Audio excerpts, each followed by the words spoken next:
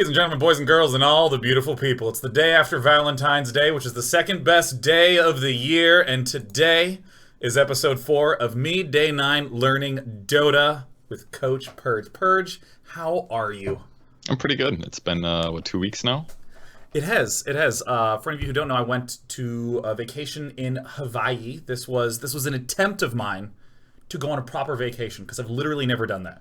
Really? As an adult. Ever. No, never. I've only just been doing esports events, traveling, or sitting in a cave, aka my streaming studio, playing video games and hanging out with the cats. So I did that, which, though it was lovely, I've played relatively little Dota 2 between last episode and this episode. I think, though, I'm at a relatively tame MMR, 2477. Ooh, pretty scary. Woo!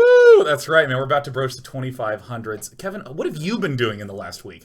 Clearly not getting sun like you. I think there's a big difference now in our skin tones. It's pretty obvious. I actually, if you can see, that's where I was burned. Was right here where the receding hairline is. I'm not used to scooping all the way back into the balding spot, so I'm burned like right here. It actually hurts to touch. So. Okay, well, you'll be all right. I didn't do that much basically. Our dog's at the trainer right now, so nobody's gonna bark, thank God, except for me. If I really get the urge, you know.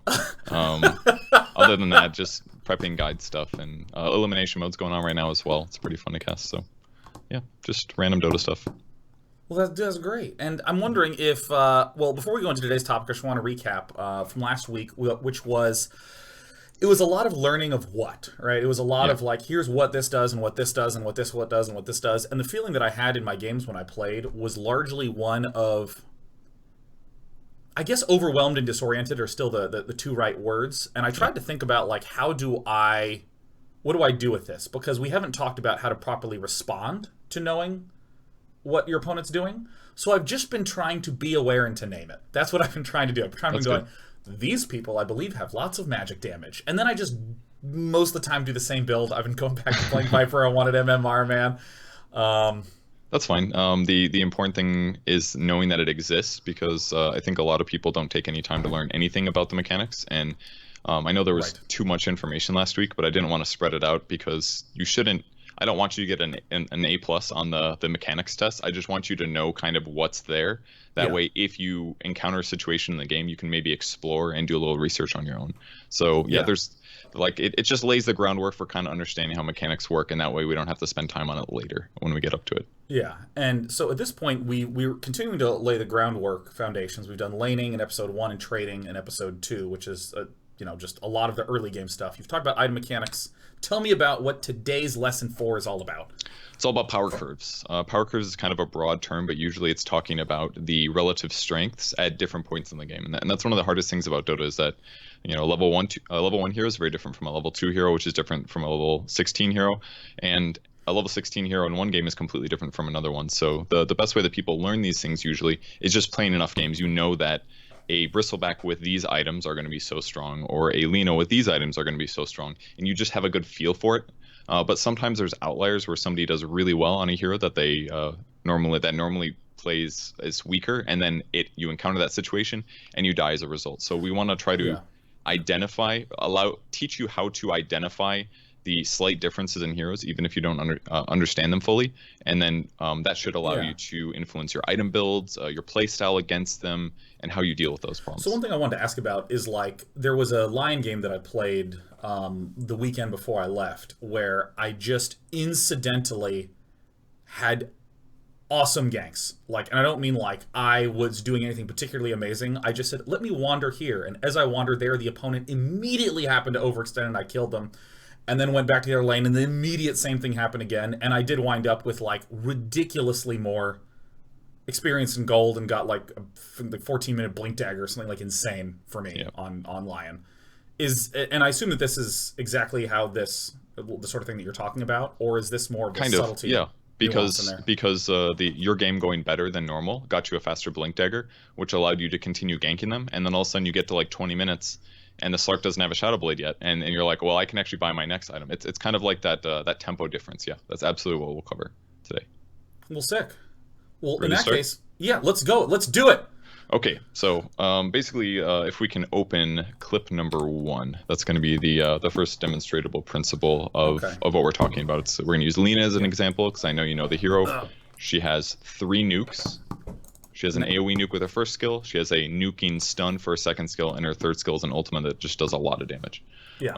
And the crucial part about it, just feel free to press play whenever.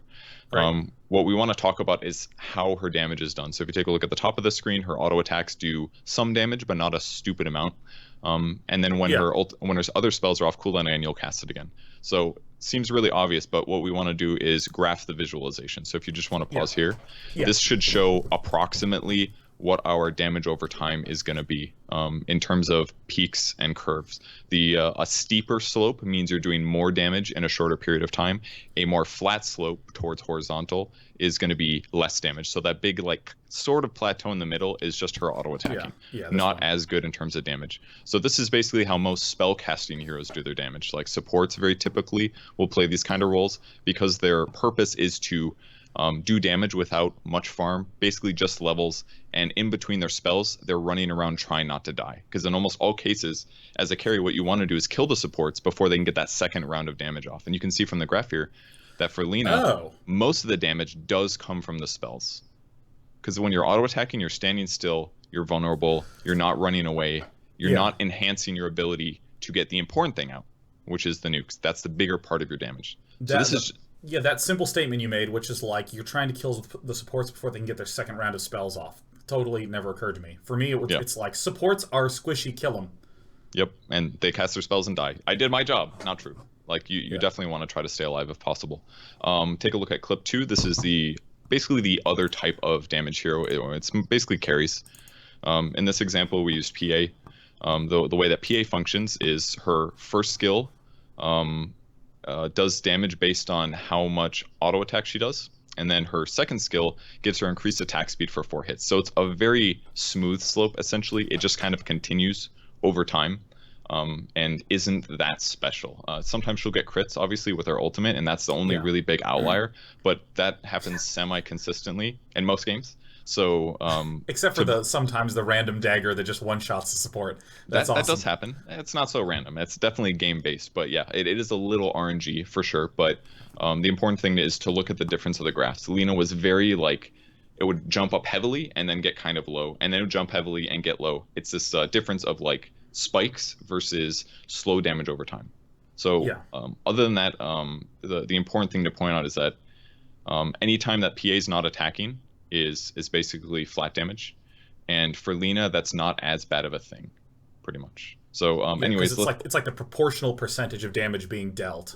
Exactly. It's so much skewed to the spells that if you're running around, you're dropping like say 20% of your damage, whereas if you're PA, you're dropping like 50% of it. Yeah, like a stupid amount. So let's take a look at clip 3. This will kind of intersect the curves, and we can talk about how if these two heroes fight, how do their curves actually intersect? Because that's ultimately what power curves are about. At some point, you will play against enemy heroes. So here, the PA initiates on the Lina gets her spells off. The PA gets her kind of close, but she still kills her. Yeah. And obviously the reason for that is because spells are better in the early game, right? Yeah. Like you played Lina and stuff. You've experienced this where you just blow somebody up in the early game. It happens all the time. Super satisfying. Awesome. Yeah, exactly. So if we compare the two power curves here, Lina, for example, there's never a point in the damage unless the PA gets really lucky and spikes like 3 or 4 times in a row that the PA is ever gonna kill her first. It's just not really gonna happen. Lina is just better in this case. So if we think about how these two heroes are fighting, we can change to think which hero has more HP. In this case, it doesn't matter because Lina always does more damage. But if we continue the clip, I believe we see a slight change in itemization. It might be like 20 seconds or something. And I think it's about halfway through the clip if I All right, I'm pulling it across. Correctly. Here we go. Pulling it, and we have arcane boots. Oh, phase boots. Okay. Yeah. Okay. So basically, the legend is off. The gray is actually PA. The red is actually Lina. But this is like typical net worth comparison, right? Lina's gonna grab her boot upgrade, but arcane boots doesn't really increase her damage. It just gives her more mana. Whereas for PA, the damage that she does per hit is based on her auto attack. So by increasing her auto attack, everything kind of changes. So if she survives that point up until like the 900 HP mark, if she has more than 900 HP, then PA will eventually beat Lina because all of her auto attacks do way more. Every time that she gets her blink strike off cooldown, she attacks faster again. And there's this big spike right before Lina gets her second round of spells off, where PA easily kills her if they have equivalent HP. So basically thinking about Dota is very much so like this. This is kind of similar to trading, really. And like trading, we explained it, but this is like a visualization of how their damages match up. Yeah, so I mean, and I hope this is the right place for me to be at mentally at this point. Like, I completely understand why PA is winning now as a result of her auto attacks and the crits proccing on that and all that stuff. Hmm. But it always makes me want to say, okay, well, I hope the next step is starting to understand how to manipulate the power curve to overcome certain types of things. Like, this is kind of an example that I can understand, but if I were a different hero against a different hero, I would totally have no clue how to evaluate the situation. You're saying like a hero that you don't play very often or something? Yeah, it's like this graph highlights the specific break point where PA gets the lead over Lena. Yeah. But if I were, say, playing Sven against a character I'm not that familiar with, I would know basic ass shit like I should get attack damage items because I am an attack damage focused character. And that's about all I would think. Like, it's hard for me to take the next steps to be like, I should get this attack damage item at this time, understanding that I'm still weak against that other hero for the following reason. Like, it's hard for me to do much depth from these concepts. Okay, well, how about we try that for a hero you know? How would you describe Viper's damage curve in this way? I feel like Viper is... So, I hope the mouse cursor is actually showing up on the graph reasonably well. But I feel like Viper does tend to have like a sort of flattish damage curve, except it will rotate up because of the neurotoxin kicking in. So it sort of spikes up as they get lower. Yeah. If I think about it in terms of the arc of the entire game, a lot of his damage is coming from just the procs on the neurotoxin. He's not getting as much attack damage and attack speed as the other carries. So I say things like Viper spikes more in the mid game because he doesn't have the sort of multiplicative gain on his attack damage and speed in the way the PA does. I would sort of agree. Like, he doesn't scale as well as a hero like PA, just because naturally a Divine Rapier makes her amazing, whereas for Viper it's not really the same. But also remember his ultimate is a big source of damage as well. So really Viper's curve is like, you use magic damage from your poison attack and your passive and your ultimate to get their HP lower, and then your nether toxin kicks in to do a lot of damage. And I don't know what the exact ratio is. It probably depends on what their magic resistance is, what their HP is, things like that. But it's probably flat-ish in that it just like is just a lot of damage consistently. Yeah. Unless you don't get them low with your initial barrage of ulti and poison attacks, that your nether toxin never really kicks in well. So there's definitely some issues there that Viper could encounter. Yeah. Certainly. But basically, this is all basically the same discussion we had with trading. If you want to open Figure 1, it's pretty much a lot of those same lessons kind of apply to the exact same situation. Yeah. Nice. Let me turn that down. Sender put some work into that one, that's for sure. So yeah, it's production quality. Yeah. So it's basically just the holy trifecta, same situation there. If we think about how the PA and the Lena matched up, it's a balance of damage and survivability. We basically ignored mobility because we're just throwing easy examples. But for example, PA could dodge the stun, and then the whole thing changes because she doesn't get stunned. She can continue attacking, for example. That's a huge advantage that you could have. But consistently throughout the game, at all points, the holy trifecta is relevant. How much HP you have, how much damage you're doing, and whether or not you can escape somebody that does more damage than you. So always keep that in mind. Moving forward, let's go to clip 4. I want to talk about how you can increase your damage before you open it, actually. Give me ways that you can increase the damage that you do as a spellcaster.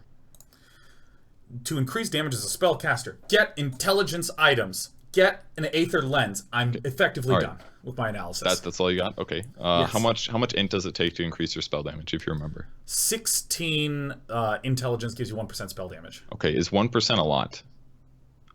Damage increase. Okay, so I've done this, and it has never felt like that. It's hard for me to know. It doesn't. I don't feel it in the same way I feel like getting a Desolator on Nature's Prophet. Okay, well, basically it does very little. It's a little, but it's not a lot. So why don't you play clip 4? It's just comparing the most obvious way that spell heroes will do more damage is by leveling up, because you get more skill points in each skill, which means you just do more damage. So in this example, Lena has 3 more points in Light Strike Array. It's not an amazing skill for scaling damage-wise, but it does go up. So just by being higher in levels, not only does your intelligence increase, which slightly increases your spell damage, but also the more skill points that you have in the skill matters. And before you're like level 18, that's super important, especially like pre-10. For a hero like Lena, who has 2 skills that do nukes, Yeah. every skill point that you get like pre-8 is huge. It's more stun duration, more nuke damage. Yeah. Yeah. That's the primary way that int heroes do more, by far. In fact, we can open figure 2, I believe, and this pretty much answers your question. You didn't really feel like Lena scales that much spell damage-wise. This shows the full breakdown. It's a little complicated, but if you look at the damage column, that's the best one to look at, the first of the 3. This is your raw damage increase based on you leveling up. So even with like the plus 60 damage at level 10 and the 6% spell imp at 20, your damage doesn't change that much. And from level to level, you're getting like 4 points of damage from spell imp. If I can just stop to try to understand this graph, damage is just adding together all the skills damage. Yes.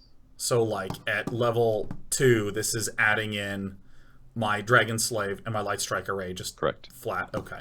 And the skill column just shows what skill you're getting at that level, and this would maximize your damage. Max Dragon Slave out first, it does the most damage. Max out Light Strike Array second, it's your second nuke. And this doesn't take into account Fiery Soul auto attack increases speed. But the big ranges that I want to look at are basically the level 12 to level 17 range. Your damage doesn't change at all, because all you're getting is Fiery Soul and talents and leveling up. Your spell damage goes up slightly, as you can see on the far right column. You're getting like 3 damage extra per level for your whole spell combo. Cast 3 spells, you get 3 damage. Nice job. But basically, as you hit a certain level, you just don't get very much more damage as a spell hero, as a spell-based hero. So if I am... what I always want to try to do is, as you're telling me these things, I'm understanding the what of what I'm seeing, and I want to always try to translate that into, here's a situation where I have all sorts of options, what is it that I'm going to choose to do? Is it fair to say something like, if I am playing as Lena, I am looking to start to wreck people between 9 and 12? Like, that's when I want to, or between 10 and 12. This is when I, like, really turn on. I would say from 6 on. Definitely. In the laning stage, your strongest point is probably level 2, level 3. There's very few heroes have 2 nukes at level 2. Most heroes just have like 1 skill that does nuke damage or some kind of impact like that. But Lena has multiples. CM's kind of the same situation. So like level 2, you're stronger than most heroes because you have 2 nukes. Level 3 especially, because then your primary nuke has 2 points in it. And then like, so it's basically like 2, 3, 5, 7. 6 and 7 basically. 6 you get your ultimate, 7 you get your last point of your nuke. Those are like the strongest points in the game if your levels are comparable. Like when you play Lena mid, for example, like you hit 6 so fast because you're playing solo mid, and then you just start one-shotting people. It's awesome. And by one-shot I mean use all of your skills to kill somebody, which is essentially a one-shot in Dota. So that is a really good way to just blow up. That's your power curve for Lena. You're basically really strong from like 1 to like 18 by the time you get your 3rd ultimate point. But increasing it with items is kind of difficult. It doesn't do very much. Right. You can get a Veil to increase the damage they take by 25%. You can buy an Aghanim Scepter to make your ultimate do pure damage, so it's not reduced by magic resistance. But those are like very small changes. Yeah, like, yeah. Like Ags would increase your damage by like 150, 200. It's not much, really. So basically, the important thing to remember is that Lena's curves and other spell-based heroes, their curves don't change very much by items. It just simply doesn't happen in Dota as how it functions, because anything other would be OP, because those heroes already get better damage, as we saw from the first graph. To also give them the ability to scale it would be kind of silly. So there are some int and spellcaster heroes that can carry. Leshrac is an example. Lena can do something like it, but it only works if you kill your opponents before they kill you. And so, just to make sure I'm clear on what you're saying, like, obviously items are still important for them, just not as it relates to power spikes and damage. Like for spell-based heroes, usually. Yes. Yeah. Because I mean, I think about someone like Zeus, where it's really nice to have a Bloodstone, which really does not. It's not going to do anything notable to your damage, other than the fact that I can just blow mana like crazy and never go back to base ever, no matter what. Yep, that's exactly true. Zeus is another outlier. He's just a spellcaster that actually does a lot of damage. But do you know why he does so much damage? I assume it's because of his static charge passive. The passive, that's right. It does percentage damage of whatever their current HP is. Yeah. So it takes away, it does like a 10% of your damage of your HP is taken as a nuke or something. every time you cast a spell, and you cast like 3 spells instantly, basically. So yeah, it's mostly from his passive that helps him scale. But basically, as the game continues, it's easier to buy HP items than it is for spell-based heroes to increase the spell damage they do. So you can buy Veil, Right. you can buy E-Blade, but in certain situations, that's just completely useless. Play Clip 5. Hopefully this clip doesn't hurt you too much. Well, what does that mean? I'm not going to play it yet. What do you mean? You have a lot of Lina experience, that's all. Okay. I have a feeling this has happened to you before. All right. Now, I just want to note, it's slightly more difficult for me to open these clips because my cat is asleep on top of my mouse. Okay. So, there we go. So, Lina's super farmed here, BKB's popped, and you just basically die. Like, that's... Like, okay, yeah. you can buy E-Blade to amplify the magic damage you do by 40%. That's amazing. But if somebody pops a BKB, it doesn't do shit.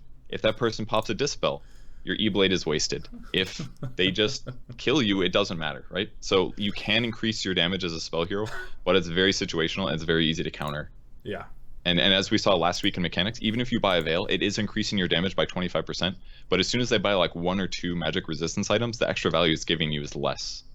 So it's very easy for those items to stop scaling as well as you go into the late game. So spell-based heroes, not so good scaling, but they do a lot early with levels is the important thing to remember. Got it. Okay, so clip number 6, we'll go over to the physical side. PA, for example, does get more damage by leveling up. The primary reasons are mostly your stat gain. Every time you get an agility point, you get a damage point and an attack speed. And this one, the reason that the damage is different, it's not just because she got more crits, it's because the way that Phantom Assassin's second skill works is it still gives you the same attack speed and amount of attacks, but it just lowers the cooldown of the skill. So more often can you amplify your attack speed. So this damage was actually a lot bigger difference than I expected it to be between level 6 and level 10, but it's mostly just because Blink Strike goes from like 14-second cooldown to 5. So it goes from like being once in a while you get to use it to being like you always get to use Blink Strike every couple seconds. It makes a really big difference. That's actually figure 3 if you want to take a look at the scaling of the hero. I just want to know that for anyone who can't quite see, this is in the same time period. It's 1900 damage compared to 3000 damage, which is a 50% increase. What was the figure that you wanted loaded? Figure 3, please. Oh, dude, let me load figure 3 right now. Here we go. So this is just explanation of her skills. Should have done this a second or two ago, but yeah, 14 down to 5 seconds. The skill is basically the same, it just lowers the cooldown. And this is kind of a similar principle to how some supports work. Like I said earlier, it's all about casting your spells, running away, and then casting them again. So lowering the cooldown is really beneficial. Lion, for example, Hex, level 1 Hex, 30-second cooldown. But if you get 4 skill points in there, it's down to 12, which is pretty much like an average cooldown on a skill. So lowering your cooldown can absolutely increase your damage. But in most cases for carries, they don't get that much stronger between like their first skill being maxed out and their other ones. What's another? Have you ever played Wraith King? Yeah, he's awesome. He uses a button. He does use a button. So which skill do you max out first on him usually? That you've done. I'm just curious what you did. So he's got a nuke that is a stun, and by leveling it up, it increases the damage it does. So you have remember, I haven't played him in a while. And he's got a lifesteal aura, and he's got a passive crit.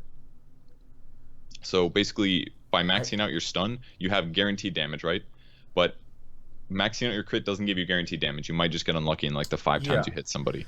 I mean, right now I'm trying to like differentiate between when I was playing Wraith King, what I did, and then what sounds obviously correct now. My intuition is that it would be more correct to use to maximize the stun first, because if it's increasing the damage, that allows me to get that spike then, and then later on I want to spike or upgrade the crit to follow up with more of the typical carry. Because what reason? Because I'm trying to think of a cleaner way to say it other than it's just more damage early on. Yeah, that's okay. The stun is more damage early on, but why is it more damage early on than a crit? I'm trying to think of a better reason than because math. Okay. Because the attack damage the crit is a percentage of the current attack damage, which when I don't have any items for attack damage early, it doesn't give me nearly the same proportional spike in damage that a single additional skill point in stun would do, Kevin! That's exactly right. Nice job. Okay. So yeah, that's how you need to scale it. And in Wraith King's example, even if you do max out the crit second, it isn't that much additional damage compared to something like if Wraith King had Lina, Dragon Slave and his Wraith Fire Blast. If you had those two things, you'd play Wraith King support every game because you know by level 8 you've got 2 super good nukes and a stun. You know? Yeah. So that's part of the way that part of the reason that people play heroes in the way that they play them. So, yeah, not all. I also have some notes here. Okay, yeah, I like this question. So the point is, not all burst heroes have to use spells to burst. There are bursty heroes can be based on physical damage, for example. So can you name me a bursty hero who does damage through auto attacks, whose damage is mostly in small chunks of damage, or at least like wait. more so. So let's take like an example of what's like a carry hero that doesn't crit. It's kind of hard to think of them. I'm thinking like Faceless Void. No, he's got a bash. What's a hero that just does a lot of damage in a short period of time physically? A lot of damage in a short period of time. Tiny? Yes, but that's magical based, more so than physical. I was thinking more if he has like Echo Saber and he has his ult Okay. maxed out and he's just like BAM! BAM! That'll work because you amp his physical damage. Yeah. I guess Ursa? Yeah. Ursa's a good example. His second skill makes him attack 5 times in a row really fast, and then he has to wait for his spell to come off cooldown again so that he can attack fast again. So he's very physically bursty. So just keep in mind, it's not always just spell based is bursty, physical is not bursty, and kind of damage over time. It all depends on how the skills work. I want you to be able to read a hero skill and be able to imagine like, what is his power curve going to look like? Like, where's his damage at? And consider things like, his like Jakiro, for example, Liquid Fire is a 10-second cooldown and it does 400 damage. That's really low cooldown, which means that if we plot his damage over time, it's actually pretty high because his spells come off cooldown faster. Like, I need you to take into account what the cooldown on things are, how much damage they do, how to amp it up, how it adjusts the power curve. Okay. So let's go ahead if you have a question. Yeah, so like, look, I want to take the Ursa example. So I can identify that Ursa would be bursty magic damage because Ursa would be bursty physical damage because he just whacks 6 times in a row super fast. But then what would I do with that? What would be my conclusion in terms of power curve? That this guy is very, very good early game when health pools are low because he can just one-shot you with his things. So be careful of him early game, but less careful of him late game when my health is high enough. You could make that comparison, or we can think about what happened last week. How would you deal with that? Do you know what kind of damage he does? He auto attacks, but what kind of damage is it? I think it's physical. You're right. That was a trick question. It's physical. So yeah. So how do you deal with the physical damage? Just buy armor items. Yeah, or a mix of armor and HP could work, right? Yeah. Both are a solution. So yeah, you can solve it that way, or you could just never let him get close to you because he's a melee hero. That's also a solution, right? Yeah. So with that said, we can basically talk about we're good segue into this section. We're going to talk about disables versus curves now. So okay. I don't know what to do with my cat. She is like literally spooning the mouse, like clinging onto it. I'm just going to try to. Okay. Here you go, Sheriff. If you need to take a moment, that's okay. Yeah, I'm gonna rotate the cat. Okay, we have achieved mouse. You asked me to do something, and I was focused so much on my cat I can't remember what it was. I asked you to give me $8,000, and you agreed. That sounds great. My cat is so sweet. That's what happened. Why don't you open clip 7A, please? Clip 7A from heaven. Stun timing. All right. So we're talking about disables versus the curve now. We already looked at how the curves are shaped, and now we're going to look at how they adjust over time. So for PA here, if we look at the graph on the right, this is her typical damage over time, but at some point, the Wraith King stuns her. Yeah. And during that period, you're not doing anything. You're just standing there. Yeah. So it's just important to remember how this works. And then if you stun first, the curve slides over a little bit because you haven't done any damage at the start because you're stunned. So really simple here. Hop into 7B. 7B. Oh, that's 8. Here's 7B. So now if we consider this in terms of Lena, it's a lot more important. And can you tell me why it's important? Oh, because the probability of her being able to hit her second round of spells is reduced. Yeah, because it's shifting to the right? Yeah. If you cast your spells first and then you get stunned, your spells are coming off cooldown while you're stunned. Oh. So the only difference here is that she gets a stun first versus him, which means that she actually gets the kill. Huge difference. Huh. So what that right there is, that's the principle of initiation.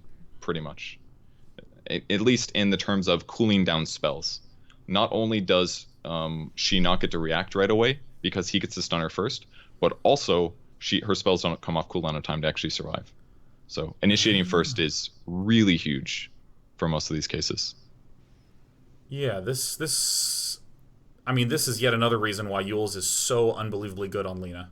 Yeah, it can be really good for situations like that. Lets you initiate first or dodge. Huh. Why don't you open clip 8 for me? So we showed the PA. Against carry heroes, one stun is maybe not super important. But if you have a lot of stuns, it really is important. The PA in this example has, like, you just play the clip. It's really slow and very, very long. I just wanted to stop and go, oh my god, she's got a Divine Rapier. Like, what is this? It's like 3 level 11 versus level 25 who's so yoked.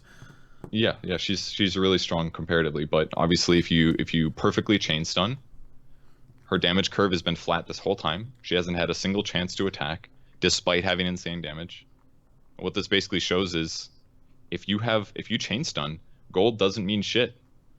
Levels don't matter, gold doesn't matter. The only way they matter is that it takes longer for them to kill her. This is a video of a PA that I play with in slow motion, and it's a clip of how we throw, like right like this. She's like, I'm level 25, I'm yoked. Oh. And she has a BKB as well. So because they initiated first, she doesn't get to pop the BKB. And because they perfectly chain stun, she never gets a chance to pop the BKB, and therefore pop the Satanic, and therefore Blink Strike and kill somebody in one shot. Like, chain stuns are so important for reasons like these, and that is from the start of the game to the absolute end of the game. It's really, really important end game for sure, because it stops you from using BKBs and things like that, but chain stunning, man. It's huge. So, let me ask possibly a dumb question. But that's okay, because I know there's no such thing as dumb questions, especially not with Kevin Purge Godek. Why then are stuns not valued across the entire team? Like, why don't we wind up with 5 stacks that just are full of stuns and slows? Why is it so common to have, several physical carries? Mm-hmm. Okay, stuns are really great in that moment. They're great at preventing somebody from using a BKB.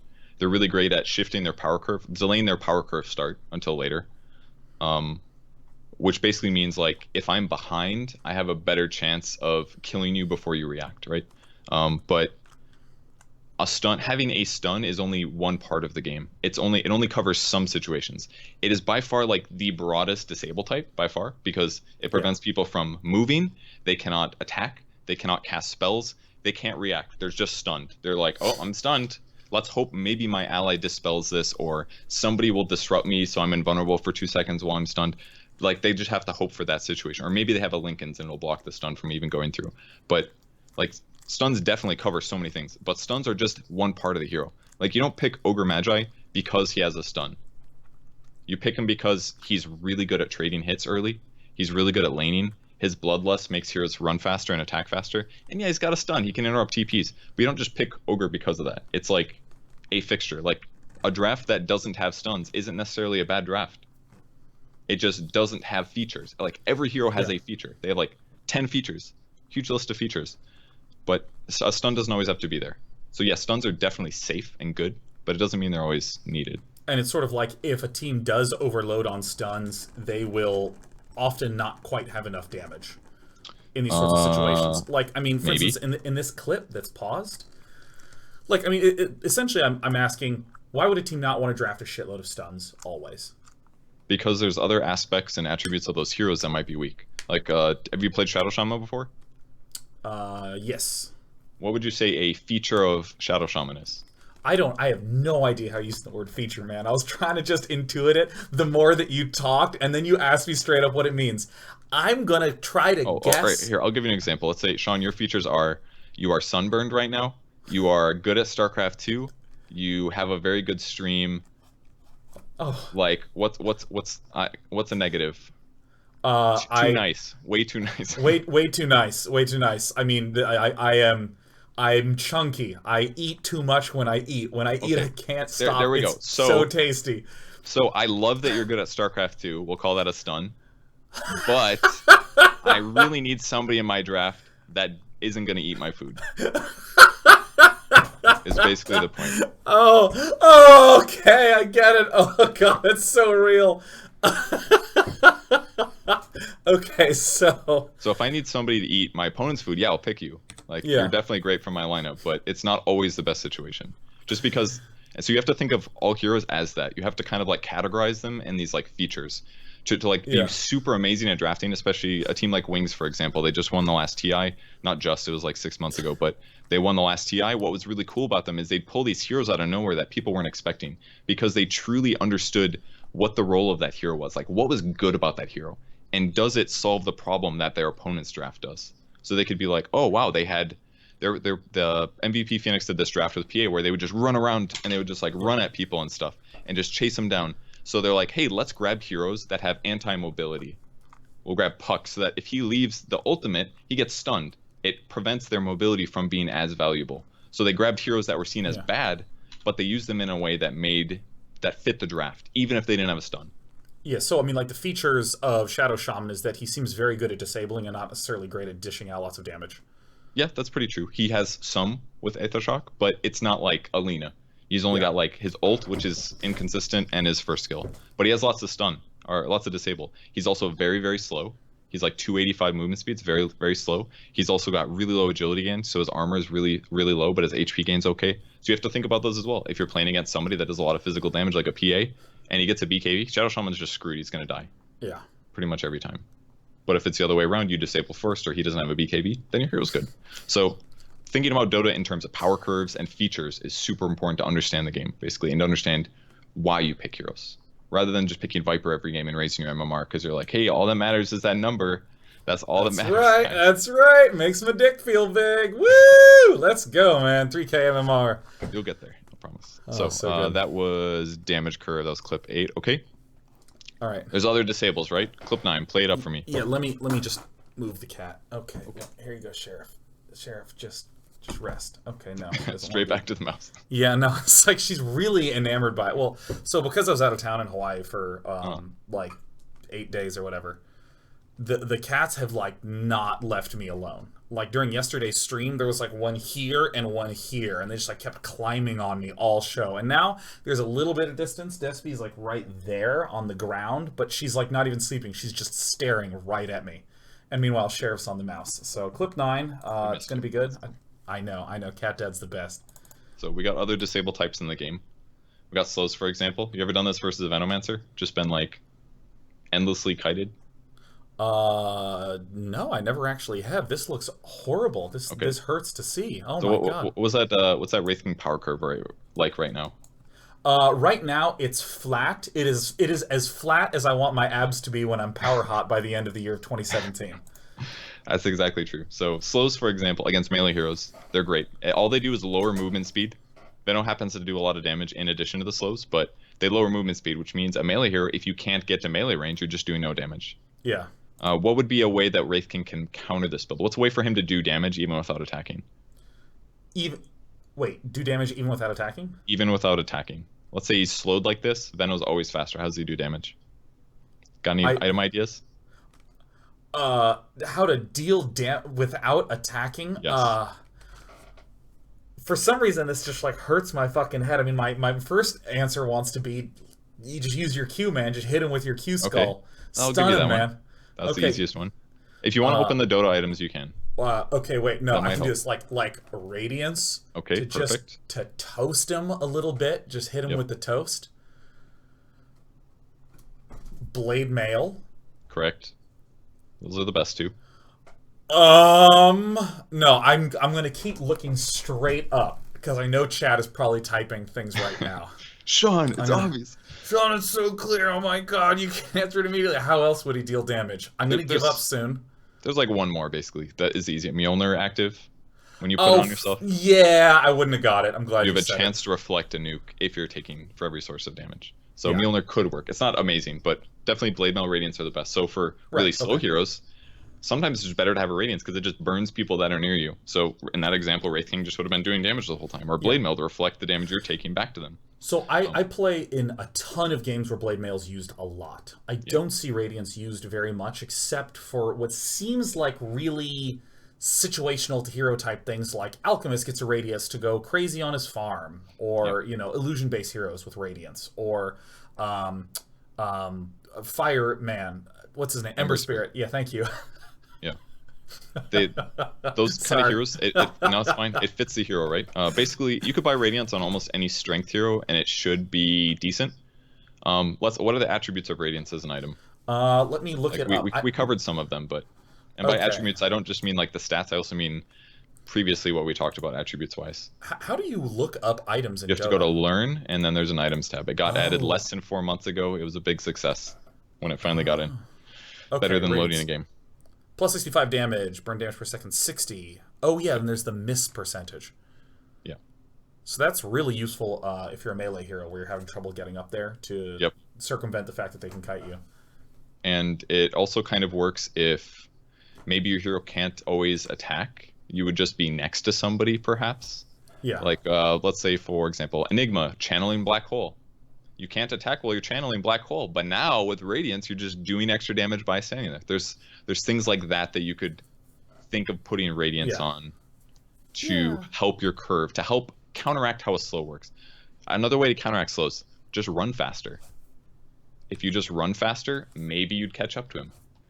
Maybe you can grab a basher. That way, when you do catch up to them, you have a higher chance of keeping them not moving. You can counter their movement while they counter your movement, and then you're just hitting each other. So there's Yeah. like little things like that that you can do to power curves to impact them in a positive way. Can we go back to clip 9, continue, go to some more damage types or some disable types? All right.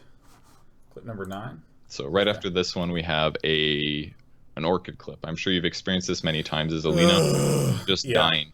Okay. Do you want to tell everybody what silence does? I do, Kevin. I do, but I also have a question. Okay. Can you cast Orchid while in Ball Lightning? Yes.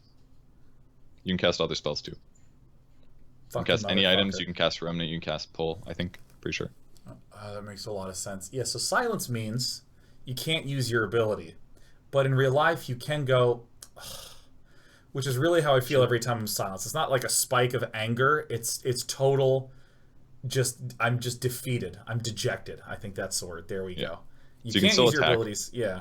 You can still move. You can still use your items, but you can't use your spells. So it's very good at basically being like, oh, you're gonna stun me. That's fine. I'll just stop that and kill you. Silence is definitely very strong for that reason. Very good against spellcaster heroes, but against like I don't know carries usually doesn't matter that much, right?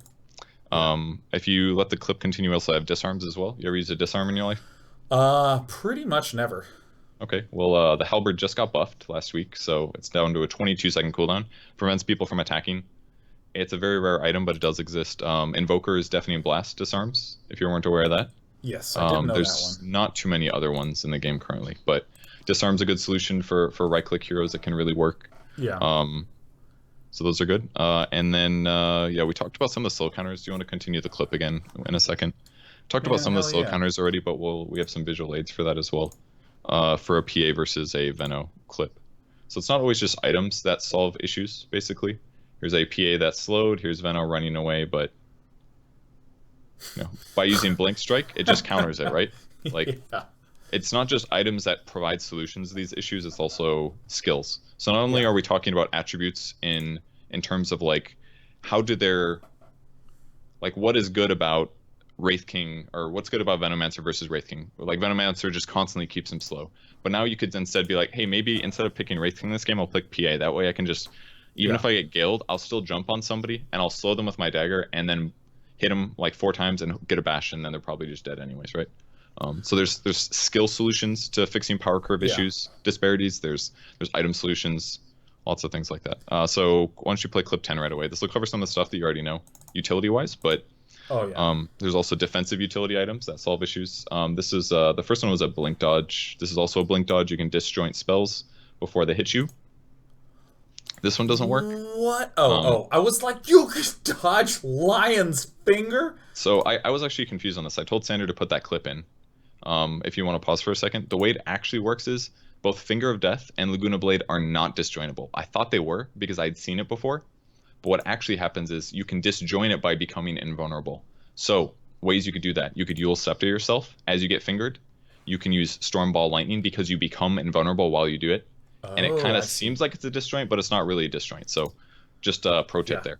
And So for you any can of you, I just ahead. want to briefly know, for anyone here who doesn't know what disjoint means, that's like in this thing right here, there's the hero who's an entity, there's the hero that's being targeted that's an entity, and then there's this actual physical thing that's flying that is a third entity that is disjointed as an entity from this hero. And so if this guy blinks around, this is a Yule's clip, so it's slightly different, but in the Blink Dagger clip, the previous one with Avenge, as soon as your hero uses a Blink Dagger, you basically stop being the targeted icon that you were before in this one here.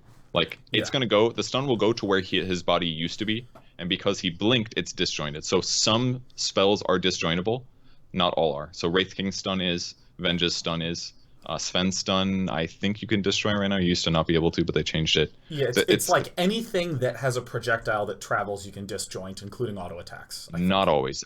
Auto attacks, yes, but not all spells do disjoint. It's a little inconsistent. Certainly is inconsistent. Like Skywrath's first ability, the one that goes really slow. Yeah, that doesn't disjoint. It follows you all the way. I think it's most projectiles. I think. I don't know if I'm just literally making it up, but this rule of thumb is felt correct to me. Generally projectiles that will target one person and have a travel time that is that you can like see it approaching. Usually those are disjointable, I would say.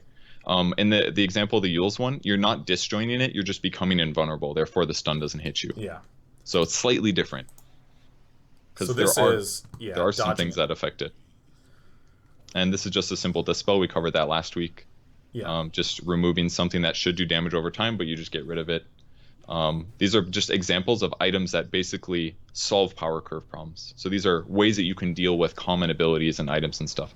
Like that PA definitely would have died if that Glimmer Cape didn't increase his magic resistance by 45%, for example. Yeah. Oh, hey, there's a Legion that's going to do a bunch of physical. Just use Ghost Scepter before he duels you, and then his duel is actually wasted.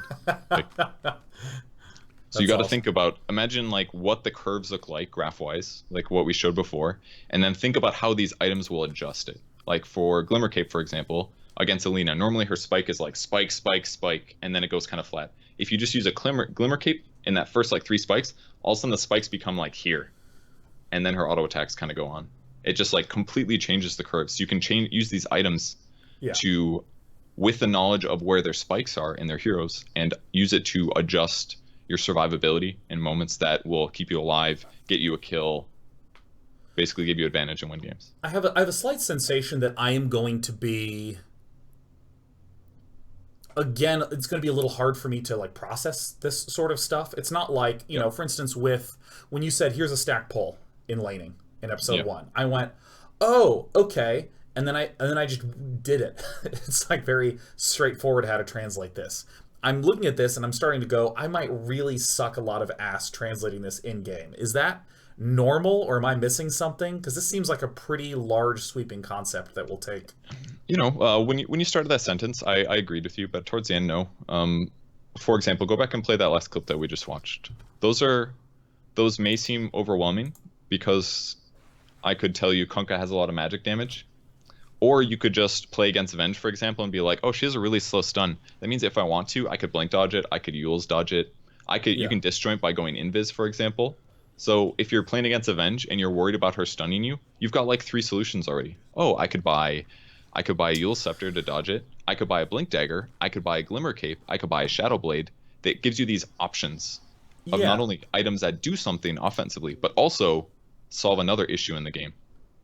Yeah, well, I think the thing that is, because I can understand the idea of I buy this item to dodge that ability, or I will go Scepter to mess with his duel. But it's hard for me to think about it in the context of power curves. I would not, for instance, think of, oh, I'm going to buy a Force Staff because his power curve will X and Y and Z. I think more simply when I buy a Force Staff, like, oh, he has a melee hero without a good way to close. Like, if I'm against a PA and PA blinks on me, I can Force Staff away with a lot of heroes and know that I won't really that's a great point. And that's absolutely correct, I would say. That's basically what I said as well in my last time speaking. And in relation to the episode as a whole, we're still talking about power curves, but power curves are often based on the hero.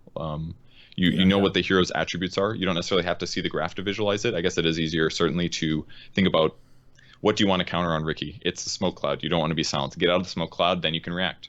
But in terms of Kunkka, for example, I think it's very, very demonstrable. And against Lina, tons of magic damage in a short period of time. If you counter those and she doesn't kill you, it's going to be like PA versus Lina. her burst, which is all of the value of her hero, pretty much. Keep in mind, Yeah. she's not going to be able to change that much. If you just reduce that, that hero is gimped. If you buy a Hood versus Lina, she's like, oh, now all of a sudden I just consistently do 30% less damage, which means my ability to get a kill and burst him is so much lower. So I agree with you, certainly, but there are some cases where you can simplify, where you can think these things for yourself. Like, rather than somebody telling you, you buy Glimmer Cape versus Kunkka, you can just think like magic damage, short periods of time, counter it with Glimmer Cape. And you can apply that to any hero, not just Kunkka. So I just wanted to make that point so that as you encounter more heroes, you can think, oh, he has attributes of lots of physical or lots of magic bursts in a short period of time. I just increase my magic resistance. He's not going to kill me, and I kill him afterwards. I think I am erroneously putting too much of my mental emphasis on where those spikes of power occur across the game. Because, like, historically, that's how you think of a power curve in StarCraft. Yeah. You would think of something like Mutalisks in Brood War are very good in the early and mid game, and they're very bad in the late game. That is the description of the power curve of a Mutalisk, which is a little different from the power curve of Lina in a fight. Is her burst damage at the start, a plateau, and then another set of burst damage. Yeah. And I think my brain for this entire time has been a little too stuck in the power curves are talking about the arc over the game, and a little too not as much on the curves during the fight. I would say both are definitely important. This episode is focusing more on the mechanics, I would say, because what I'm trying to hopefully teach you is allow you to figure this stuff out on your own, basically. I mean, I can say Lina's strong early mid, but I'd rather show you exactly why and allow you to come to that conclusion whenever there's a patch update or a new hero comes out or you learn a new hero. So it's still relevant. The thing that definitely made it click for me is when you said, oh, Kunkka bursts of magic damage over a short period of time, Glimmer Cape. For some reason, I was not thinking of just the curve over the arc of a fight almost at any point. But now, like, sort of retroactively going back, it makes sense. Because, of course, you did cover the idea of it over the arc of the game as well. Yeah, well, and we'll talk about that a little bit. For the example, like the first one we showed between Lina PA. PA has more items, scales way better. So over the course of the game, carries that do damage based on their attacking, like Wraith King, PA, Faceless Void sometimes. They just get more and more and more and more damage, certainly. We covered, those are all defensive utility items, basically. This is like supports buying things to have a solution against a problem, like somebody that kills them in the early mid game and then snowballs because of it. We can also talk about offensive utility items. So these are items that carries will buy to deal with some of these problems. So why don't you play clip number 12, I believe. Clip number 12, yeah. Oh, I accidentally played a little too far into it. So this is BKB on bottom. Yeah, just really simple, obvious stuff. Oh, if you don't have BKB, Lion gets her spells off, or his spells off and kills you. If you do have BKB, this is kind of tackling the same issue as the Kunkka one, right? Like, I know where his damage is going to be, so I can resist it, hopefully. If you want to just pause for a second while we finish this thought. I can resist the burst damage that Line does and resist the control that Line does, or I can just pop BKB and fucking kill him, and then I don't have to deal with it. And that's why BKB is such a strong item and is seen so importantly sometimes. If you're a melee hero and they have a lot of lockdown, you just gotta buy it because you can't deal with your power curve being flat. That's why so many carries buy it. That's why BKB is huge. Lots of carries are melee. They cannot get chain disabled because then they will do no damage in the fight. And every second of damage that they do is important because if they're stunned for 6 seconds or 8 seconds, the Lion's spell is going to come off cooldown very rapidly after that. So they have to jump in, they have to kill those supports before they get 1 to 2 rounds of spells off, and then that'll affect the team fight in a positive way. I think that one of the big ways in which I mess this up in my games historically are when I'm playing as a support character specifically, like in games where I've been Lion since the first week. I think this is the only week that I've streamed myself playing Lion, I think. But since then, I tend to get Blink Dagger and then go, I don't know, I guess I get an Aghanim Scepter, and I have taken almost no steps to stop and go, okay, I'll need to get my abilities off in this fight. What's one inexpensive item that I could buy to make sure that happens? And if the answer is I don't really need that, then Aghanims makes sense. Yeah, that's perfect. If I go for Aghanims right away, I'm certainly awesome. Yeah. But I'll probably fucking lose. So yeah, because if they ever get close on you, you don't have a way out. Press play. this will solve that problem, or at least show it. On the top clip is a starter with just phase or just Tranquil Boots. In the middle, you've got Shadow Blade and Blink Dagger. Different situations. If you approach somebody and they see you coming, they're just gonna stun you. That's a huge issue, and it delays your ability to initiate. It also delays how much time it takes for you to kill them. It also lowers your HP. Whereas Shadow Blade and Blink Dagger allow you to solve that distance problem. It's kind of similar to the slow example we used. It basically lets you gap close. Gap closing is super important when you're a melee hero. So those items are essentially offensive utility. It's taking away your opponent's defensive things, and their defensive things are usually stuns. Like, have you ever played a hero like AA or somebody, like a squishy hero that doesn't have a lockdown, and somebody goes on you and you're like, I'm just dead, I can't do anything? Yes, yeah, because my friend Tristan started playing some Dota games with me and like just first picked AA. It's like the first time he'd ever played. Well, but the thing is that, well, no, because he actually did great because he has like, I don't know, like 2,000 hours in League or something. Okay. So he just looked and was like, oh, I sort of get how to play this character. And after seeing him do so well, I thought, well, I'm going to play AA now because I've been playing more Dota than he has, and I'm cool. And I got fucking just bulldozed, man.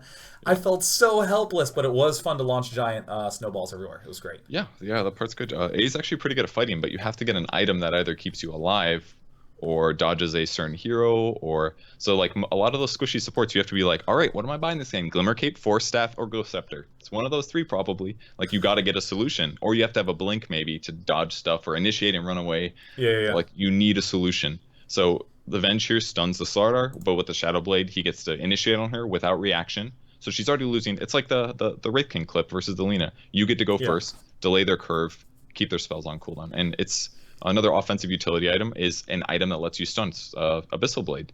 If you stun them, they can't use their Glimmer Cape. They can't use their Ghost Scepter. They can't use their Glimmer Cape. They just die in a lot of cases. And obviously there's a farm difference here, but if they use Glimmer Cape, they have solutions. It buys them time. So.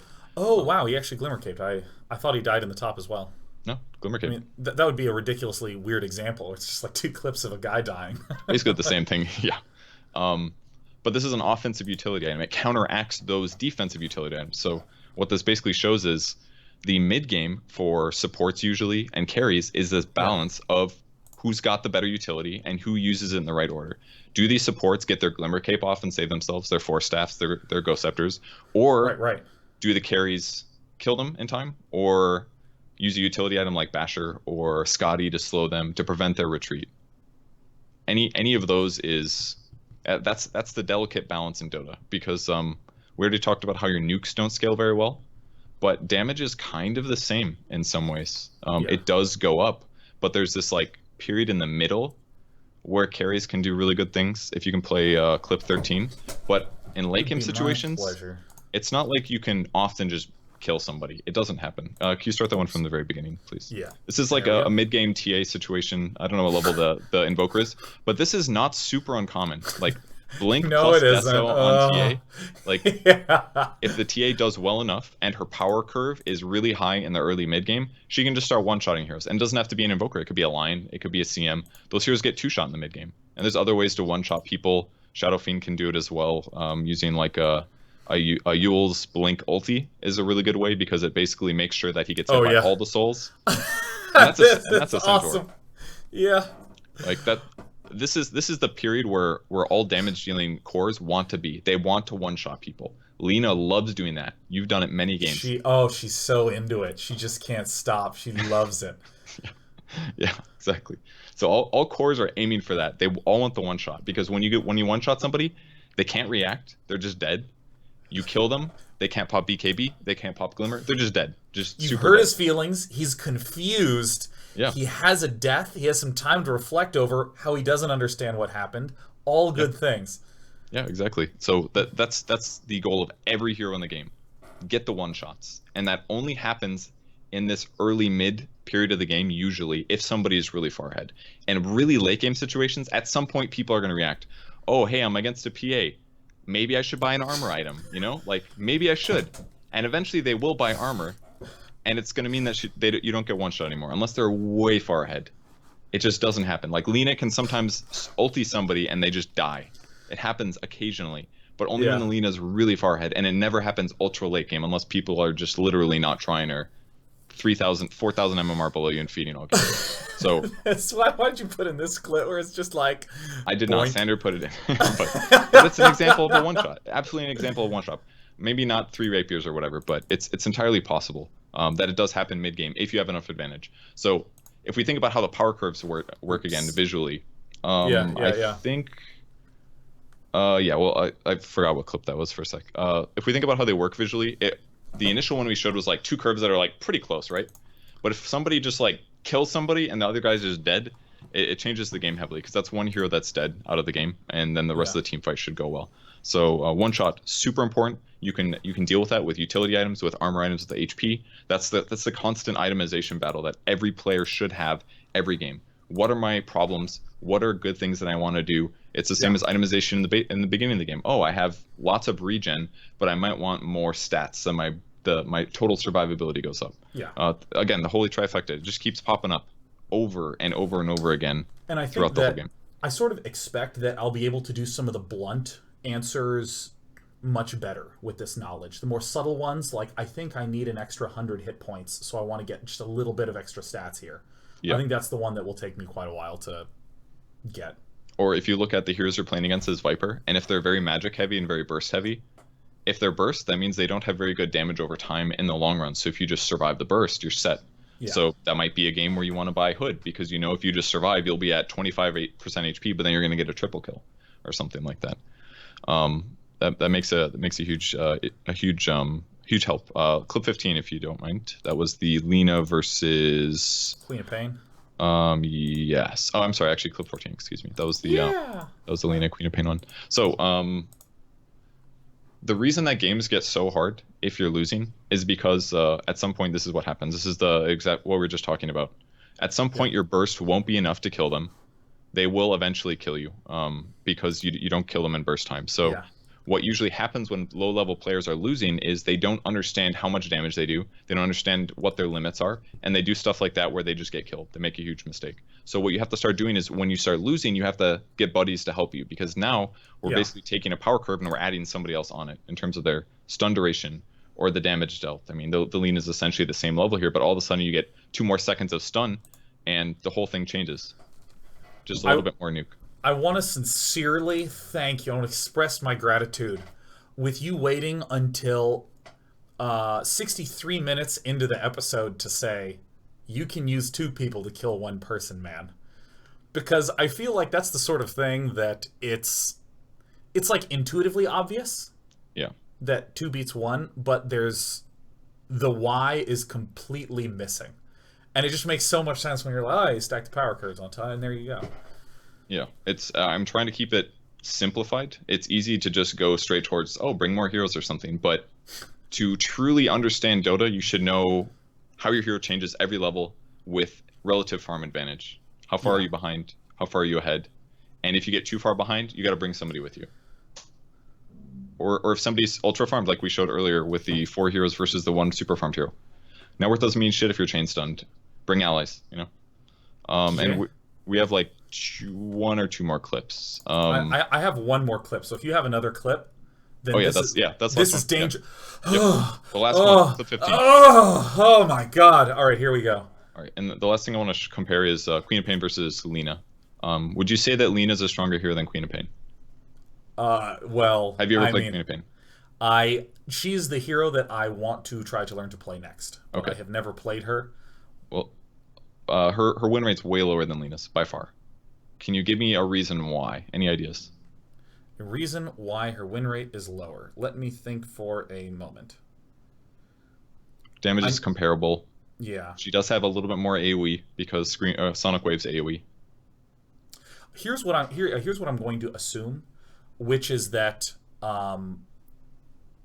Queen of Pain has Blink, so she can get in and get out of sticky situations way more easily than Lina, who kind of needs to blast everything off and then kind of sits there and whacks away with damage. So my assumption is that if you're a Lina player, the reason that a Lina player would have a higher win rate is that they kind of just can clumsily bang out all their spells, and that's often good with her power curve, whereas Queen of Pain, you kind of need to stay alive a little bit longer, which I would assume most players don't do.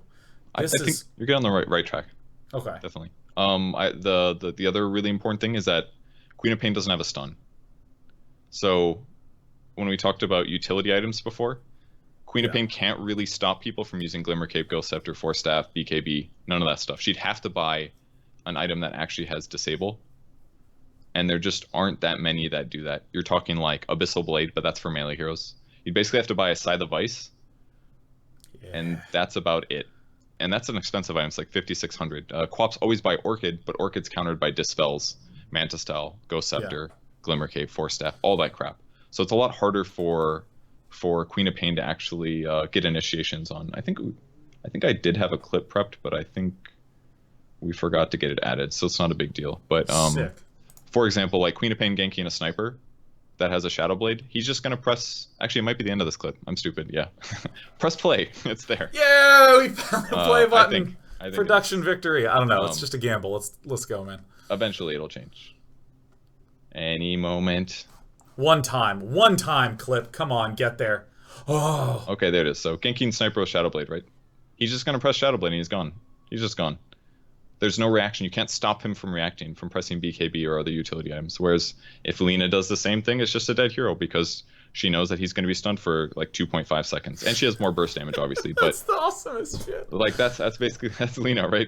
Obviously she's got 900 HP and probably like 3 armor or something, and she can't get away fast. But so she has other limitations and other attributes of her hero. But stuns are super big when you're scaling as a mid hero, not only because it's basically just to prevent them from doing stuff. It's like stuns literally win games. They help you get a kill and continue to get a kill. So the reason this point was really important is because when we look at the traditional understood power curves that you know, like how are you strong as the game continues, Quap is like pretty much as strong, if not stronger, than Lina at all stages of the game until where people start getting Force Staffs, Glimmers, Ghost Scepters, stuff like that, because she doesn't have a stun. So then it's like Lina just keeps killing people all game, doesn't stop. But Quap, at some point, it's countered. So to think about the way that you spend your gold in the early game and how your power curve matches up against people, it's always better to have disables because it allows your power curve advantage to continue. So there's always going to be like timing windows, right? With burst damage, and Dota is really just this like big dance of burst, disable. Can you kill somebody in time? Can you react to it correctly? Shit's complicated, and most people just get it by feeling, but this is about the best I could do for breaking everything down evenly and explaining the attributes. You want to create guided feeling. We don't want to be feeling out in the dark, because that's what Indiana Jones did in the Temple of Doom, and it turned out to be I watched that bugs. 3 days ago, dude. I did, yeah. Did you see it on Hulu? No, I watched it on Amazon. It was on everything. Oh, shit, I watched man, all 3. That movie was super racist. And so sexist and just like so offensive, and I couldn't believe like half the dialogue in that movie. It was literally a continuous sequence of really memorable images, like eating cockroaches, cutting snake open, snakes coming out, and Kalima Shakti De Om Shiva. Like I remember that movie so well, except as a kid, all the racism and sexism just didn't really penetrate into me. I guess I was a little innocent. Dude, that was the best part. They go to this Indian country, and they're being feasted at this palace, and all the food is literally bugs, like snake babies cut out of a dead snake, and monkey brains, eyes in soup. Yeah, and I'm just like, this is how they're going to, like, I don't know when the movie came out, but maybe Americans didn't understand Indian culture very much. And then you find out at the end that literally all these people, spoiler alert, are mind controlled. So they're literally like evil zombies. That's why they're eating shitty things. But anybody that just shows up and watches that one like 10-minute clip is like, wow, Indians eat a lot of really messed up food. That's pretty weird, dude. Yeah, and I think there were like 2 women in the whole movie. Oh god, it was like there were villagers and the main love interest who was just stuck up the whole time on purpose. It was kind of fun. Yeah, and then I think that's it. It's just like... Yeah, I don't think I can think of any more. Is that a bunch of dudes killing dudes, racing after dudes in minecarts, shooting each other. It really was. It was like a bunch of helpless villager women and these super stuck-up blonde women. Yeah. That was Be it. gentle, Indy. That was... I was like, I've never been in a relationship that escalated in this way. Oh, man. A+. So yeah, Dota. Dota. All right, coming back here. Yeah. Whoops, I hit. Indiana Jones. What was? How did you even get to Indiana Jones? I don't even remember. Um, feeling things out, like you want Oh to create God, yeah. guided feeling things out, right? You want to make it so that I can ask a question and take a step forward, as opposed to having to play 15 more games and accidentally noticing on my own. Yeah, Indiana Jones is like, hey, how do I solve? I'll just punch a guy, and they'll see what I'll happens beat the after, shit and then out of some maybe I'll punch goddamn another guy. Nazis. Yeah, no, Yeah, it's great. it's probably better if you have some thought behind why things are going bad. Um, So I have the hero list open. I'm certainly yeah. like, based upon how many Lena videos were here today, I really want to play some Lena. Okay. I'm also, this is my first game back, and let me actually just look. My new name is Bus Hustle, by the way. Oh yeah, I started trying to learn some Tidehunter because he just seems so cool. Okay. I like spitting on shit, but you'll see that I played some Viper games. But the last game was on the 6th of February, and it's the 15th of February. So I want to do a What little do bit you of. do? You want to give me the what are the attributes of Tidehunter and his power curve? What are they like? Or his damage curve at least? Like what's good about Tide? Let me think for a moment. He is ridiculously hard to get into position, just like by himself. Why? Feels Because like he's melee. because he's slow and he's melee. He's not that slow. He's like 305. It's not bad. I've had a hard time getting from A to B with him. Did you buy a blink dagger? Eventually, yeah, that's one of the Okay. first big items that I buy. But he seems to do a lot of bursty damage with his Q, anchor smash, regular smash, because of all that massive armor reduction. Yeah. Yeah, that's all I got. That's all What I are, got. what are his So attributes? And is he good at ganking? Is he good at team fighting? Is he good at laning? he's good. He seems great at team fighting. He seems great at jungling because you can just absorb all the damage with his Kraken smash. Kraken? Early game, no, it's Kraken. Are you serious? It's Is it really? it's actually both. But the reason I say Kraken is that there is a poem that says the Kraken has awakened from the bottom of the sea, and it Okay. just can't be the Kraken has awakened from the bottom of the sea. It just sounds wrong, right? All right, all right. I'll let you continue to say that. Yeah. So he, for me, laning phase feels quite weak until I'm like level 5, level 4 or 5. I feel like I just get shit on and I can't really do much of anything. Sort of true. So amazing at team fights because you just like get in there and ravage, Yep. and then Yeah, you that's give a big true. thumbs up to your whole team. Yeah. Yeah, it seems like largely setup and nuking, and then jungling, and then I really love getting Aghanims and doing long range vomit. Yeah. That's, I'm starting to drift into how I describe things and not perhaps how the educational. Nah, it's okay. It was kind of a broad question, anyways. So why don't we limit you to a couple of heroes? You can do a Lena game to get the rust off, Yeah. and to power curve everybody, and then I've never played PA. I have played Wraith King. I kind of want to try to do one of these just to get me into playing carries. okay. So yeah, I think you definitely should start on carries. So what I want you to focus on when you do play carries is number one, don't miss any last hits. I need you to be getting a lot of resources because the more resources you collect, the stronger your power curve is and the faster Right. that it becomes strong. I want you to think about your item builds, adjusting depending on what heroes you're against, depending on like disable types, especially if they have a lot of slows. Maybe you'll need Shadow Blade or Blink to go in first, or Yeah. maybe you'll need Radiance, like Radiance Blade Mail. That way, even if you're not catching up, you still are doing damage. So think a lot about how your items are changing based on what you're playing against, Okay. so that you're still relevant. Yeah, So I it's went ahead and mostly itemization that you should focus on. just opened up Wraith King and loaded up a Tort Delaney build because I tend to follow him Okay. a lot. I love him. Oh.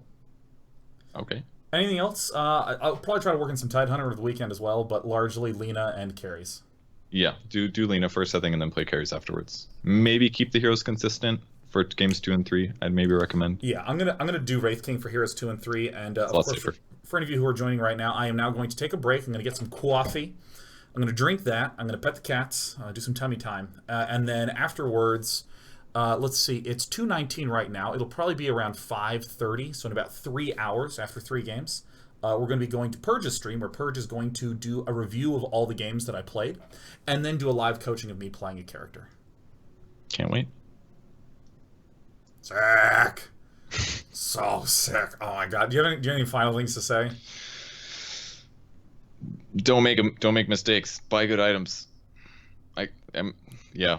Just talk a lot about your item choices. I'm curious. I will not. I want to get your thoughts on why you're buying the items you're buying.